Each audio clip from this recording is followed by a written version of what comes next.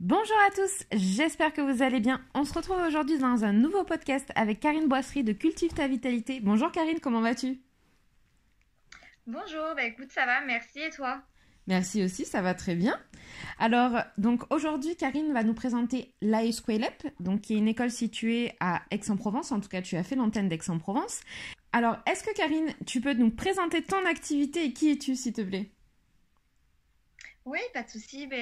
Donc Karine Boisserie. Donc moi, je suis du côté de Nice, plus précisément sur Vence. Donc maintenant, je suis naturopathe. Avant ça, j'étais éducatrice à la protection judiciaire de la jeunesse. Donc là, je travaille. Donc j'ai un cabinet sur Vence. Je fais des ateliers à la Biocoop et j'ai gardé un boulot en fait en mi-temps à l'éducation nationale. D'accord, c'est super. Donc, tu as fait l'AESQUELEP à Aix-en-Provence. Est-ce que tu peux nous présenter ton école? Oui, effectivement. Donc moi j'ai fait donc l'antenne de Aix-en-Provence. C'est une école en fait qui est née en 2007, qui a été créée par Dominique Léozakoval, naturopathe, et qui a ensuite présidé en fait la FENA. L'école que j'ai faite, donc moi j'ai choisi Esculap, j'avais hésité avec Senato parce qu'à l'époque j'habitais en région parisienne. Au final, donc j'ai pris Aix-en-Provence. C'est une école qui était, à l'époque où j'étais, qui était familiale, c'est-à-dire qu'il y avait une seule promotion par promotion, D'accord. par année en fait. Donc c'était quand même quelque chose qui permettait de se rencontrer beaucoup entre naturopathes. C'était pas des grosses promotions non plus. Voilà, en tout cas, mon choix m'a conforté quand je l'ai visité, quand j'ai passé l'entretien. C'est comme ça que j'ai fait mon choix en fait. D'accord. Alors, au niveau de l'AESQUELEP, c'est une très vieille quand même école de France, hein. C'est une des pionnières, même si elle a été basée qu'en 2007. Elle est quand même assez ancienne. Il y a plusieurs antennes en France, je crois. Donc, il y a Aix-en-Provence. Est-ce qu'il y a d'autres antennes? Oui, il y a celle de Lyon. Il y a deux antennes, Aix-en-Provence et Lyon. D'accord. Et au niveau de la philosophie de l'école, est-ce qu'elle est hygiéniste, plutôt une naturopathie moderne? Comment tu la perçois? Bah, je l'aperçois vraiment sur les bases de la naturopathie, vraiment côté hygiéniste qui est très très fort quand même, très présent dans l'école, tout en ayant une ouverture quand même sur la naturopathie, qu'on va dire moderne, les nouvelles techniques et ce qui peut y être proposé à l'heure actuelle. Ça balaie vraiment une grande, comment dire, une grande capacité,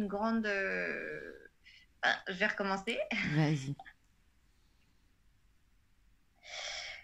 Donc oui, c'est une école qui est plutôt basée sur l'hygiénisme. On va dire que c'est vraiment ses bases. On a d'ailleurs une grande partie sur l'hygiène vitale, d'où le berceau de la naturopathie.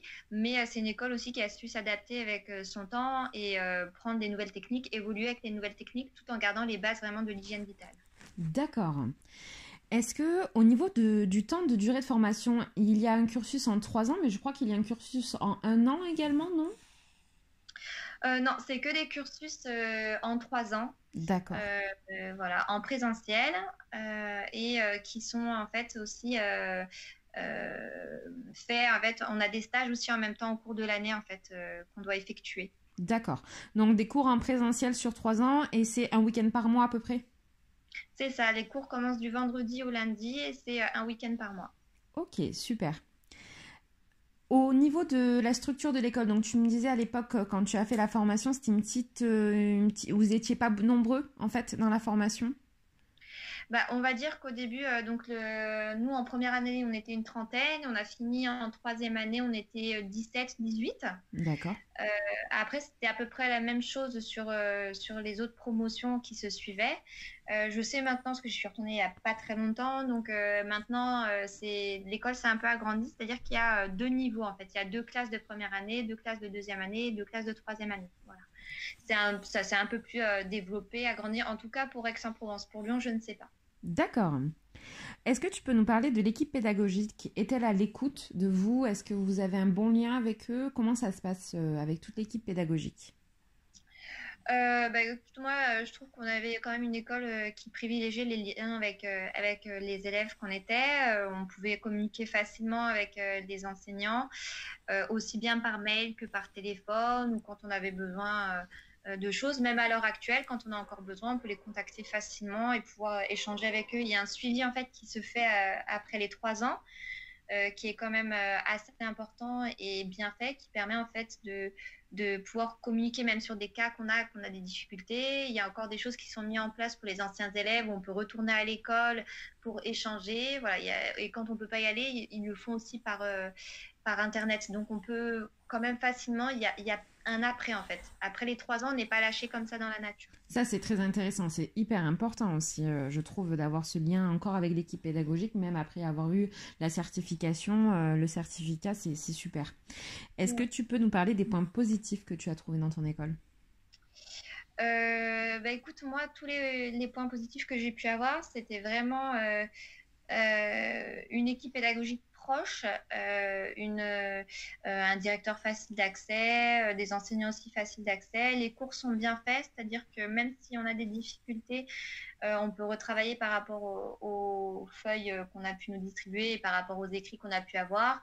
Voilà, l'équipe est quand même là parce que c'est vrai que la naturopathie, quand on rentre en formation, on ne s'attend pas à voir tout ce qu'on va voir. Et moi, je me suis retrouvée en fait avec des cours d'anatomie ou des choses qui m'ont un peu perturbée, étant plutôt littéraire que scientifique. Et je me sentais vraiment perdue, ou à certains moments, je me posais des questions, mais comment je vais faire pour comprendre vraiment le mécanisme? Et c'est vrai qu'on est bien accompagné, on est rassuré. Si par exemple on n'a pas réussi à l'examen, il y a un rattrapage. Donc il y a quand même des choses qui sont mises en place pour rassurer et échanger. Et puis, ce D'accord. qu'il faut bien comprendre au bout des 3 ans, c'est que même maintenant, je reviens encore sur mes cours d'anatomie, je reviens encore sur des réflexions que je n'avais pas eues à l'époque et qui découlent petit à petit après avec les gens qu'on peut rencontrer et puis l'évolution qu'on peut avoir. Totalement. Totalement. Ça, c'est clair qu'on évolue encore après la sortie d'école. On a encore cette évolution, cet apprentissage. De toute manière, étudiant naturopathe, quand on est naturopathe, on l'est à vie.